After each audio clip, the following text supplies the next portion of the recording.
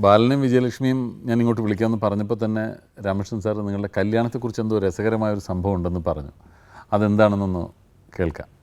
ഇവർ രണ്ടുപേരും ഇയാളെ കുറച്ച് ആദ്യകാലം പ്രീ ഡിഗ്രി കഴിഞ്ഞ ഉഴപ്പി. ഞാൻ ചീത്ത വിളിച്ച് പറഞ്ഞു ഓടിച്ച്. പഠിക്കാൻ എടുക്കാനാണ്, അതെനിക്കറിയാം. അപ്പോൾ അതൊരു എല്ലാവർക്കും ഭയങ്കര ഒരു അത്ഭുതമൊക്കെ ആയി. ഇത് കഴിഞ്ഞപ്പോൾ ഇയാളപ്പോഴത്തേക്ക് അറിയപ്പെടുന്ന കവിയായിട്ട് മാറി. അപ്പോൾ അവിടെ യൂത്ത് ഫെസ്റ്റിവൽ നടക്കുകയാണ്, എറണാകുളത്ത് വെച്ചാണ് യൂത്ത് ഫെസ്റ്റിവൽ നടക്കുക. അപ്പോൾ കവിതാ മത്സരമൊക്കെ ഉണ്ട്. ജഡ്ജിയാണ്.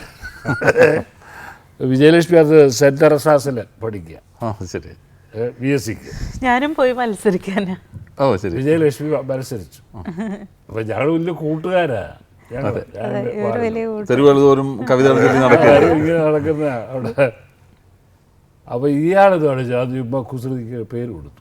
സമ്മാനം വന്നപ്പോൾ വിജയലക്ഷ്മിക്ക് ഇയാൾക്ക് ഭയങ്കര ഇയാൾക്ക് ഭയങ്കര വിഷമായത് എനിക്ക് അല്ല.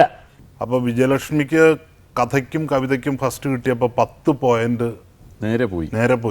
അങ്ങനെ ഞങ്ങൾക്ക് സെക്കൻഡായി പോയി. UC കോളേജിന് സെക്കൻഡായി പോയി. അന്ന് തമ്മിൽ പരിചയമുണ്ട്? ഇല്ല, എനിക്ക് അത് പരിചയപ്പെടുത്തിയ സാഹചര്യം. അപ്പൊ ഇയാൾ അപ്പോഴേ മനസ്സിലായി ഇവളെ ഞാൻ എന്നിട്ട് ഇവിടെ അടുത്ത് ഇവര് ഒത്തിരി ആങ്ങളെയും പെങ്ങളായിട്ട് കളിച്ചു. എന്റെ ഭാര്യ അടുത്ത് ഞാനതിന് കൂട്ടു നിന്നു.